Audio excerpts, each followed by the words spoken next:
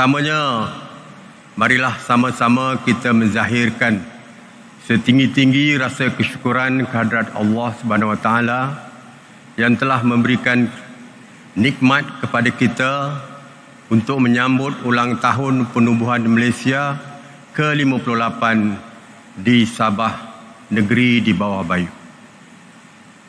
Malaysia yang terbentuk pada 16 September 1963 melalui Perjanjian Malaysia atau MA63 masih utuh sebagai sebuah negara yang aman, merdeka dan berdaulat di bawah naungan yang di-Pertuan Agong sebagai payung perpaduan negara. Keluarga Malaysia yang saya kasihi sekalian, menyoroti lambaran sejarah pembentukan Malaysia mengambil masa hampir 27 bulan lamanya. Bermula dari bulan Mei 1961, pelbagai cabaran terpaksa ditempuh dalam membentuk Malaysia sebagai sebuah negara persekutuan. Oleh itu, marilah kita memanjatkan setinggi-tinggi kesyukuran kepada Allah Subhanahu Wa Taala dan penghargaan terhadap usaha gigih tokoh-tokoh pejuang yang telah membebaskan Sabah dan Sarawak daripada penjajahan.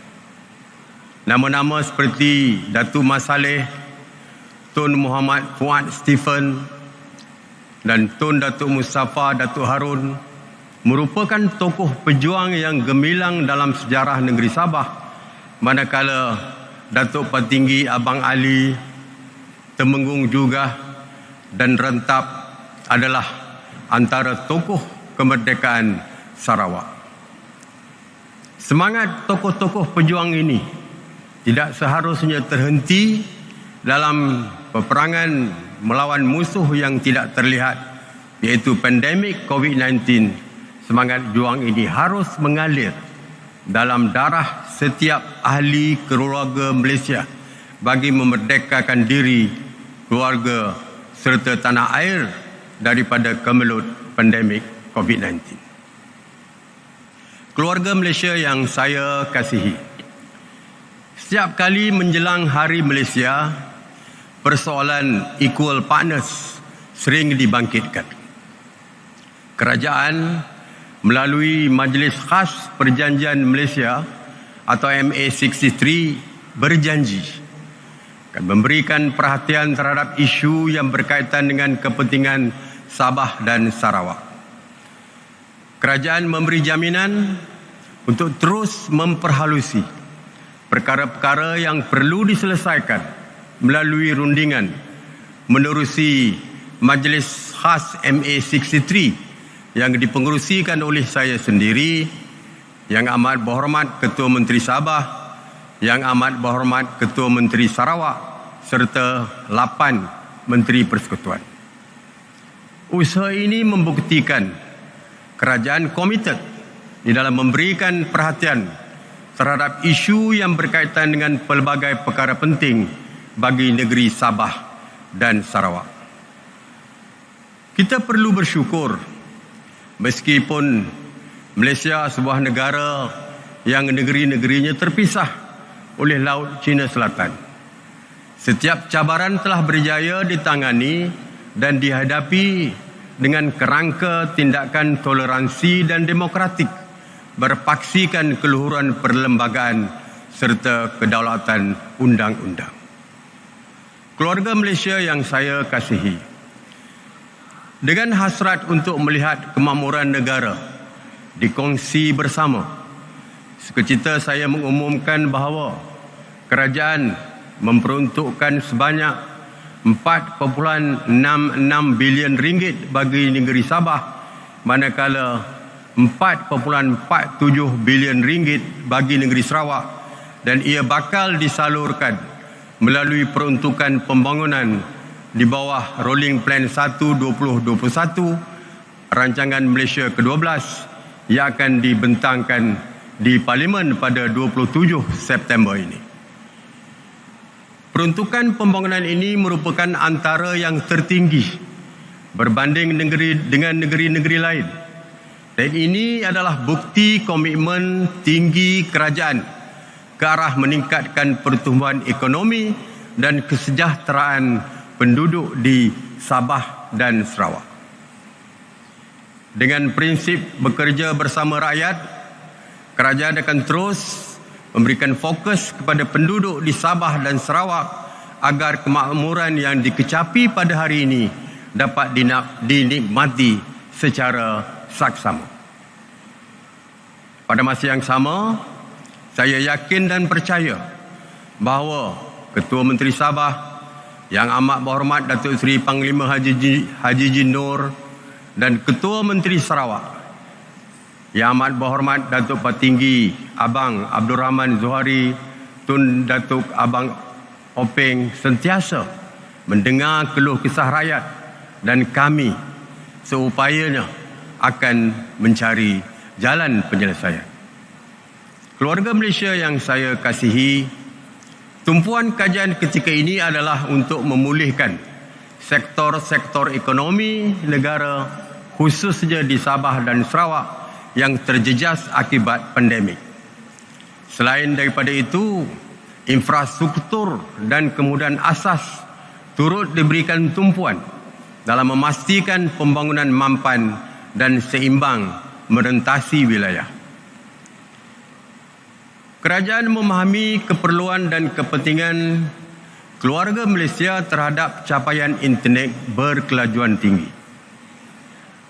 Bagi mencapai hasrat ini, Pelan Jalinan Digital Negara ataupun JENDELA 2021 hingga 2025 akan diperluaskan lagi.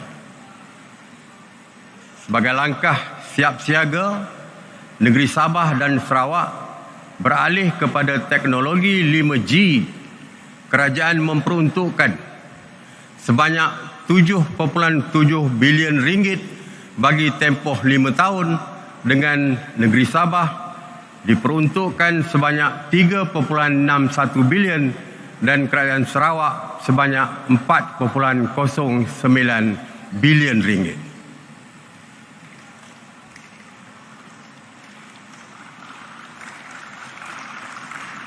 JENDELA menjanjikan liputan serta kemudahan internet yang lebih baik dan meluas demi memanfaatkan bersama keluarga Malaysia, khususnya di negeri di bawah bayu dan bumi kenyalang.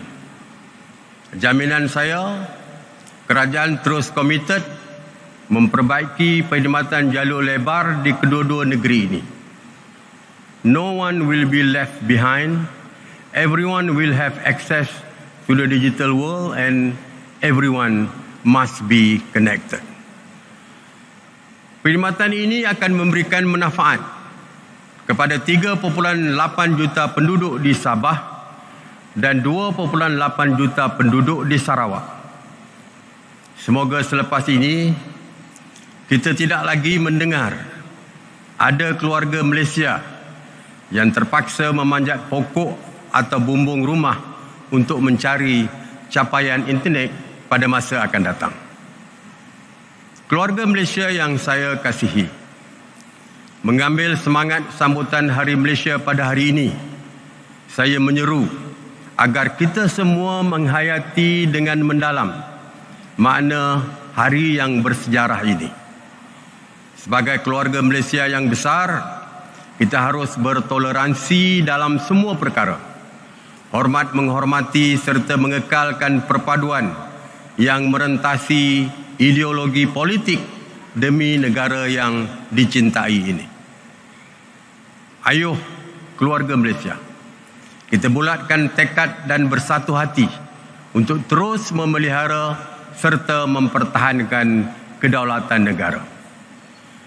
Perpaduan rakyat yang berbilang kaum, agama dan bangsa, serta integrasi nasional silang budaya, serta merantasi ideologi politik adalah tunjang kekuatan kita sebagai sebuah negara bangsa yang berjaya. Umpama selembar benang dikait, ditenun dan dijalin akhirnya menjadi kain yang seumpama, yang sempurna indahnya. Itulah semangat keluarga Malaysia yang menjunjung utuh perpaduan. Keluarga Malaysia yang saya kasihi sekalian, saya mengambil kesempatan di sini untuk sekali lagi mengucapkan selamat Hari Malaysia kepada seluruh keluarga Malaysia walau di mana jua anda meraihkannya. Marilah kita sama-sama berdoa semoga negara berdaulat ini sentiasa dalam rahmat keamanan, kemakmuran dan kesejahteraan. Akhir kalam, saya juga ingin menzahirkan setinggi-tinggi penghargaan kepada semua pihak yang terlibat dalam menjayakan penganjuran sambutan Hari Malaysia pada tahun ini. Selamat mensyukuri Hari Malaysia ke-58. Sekian, wabillahi taufiq wal hidayah. Wassalamualaikum warahmatullahi wabarakatuh. Terima kasih.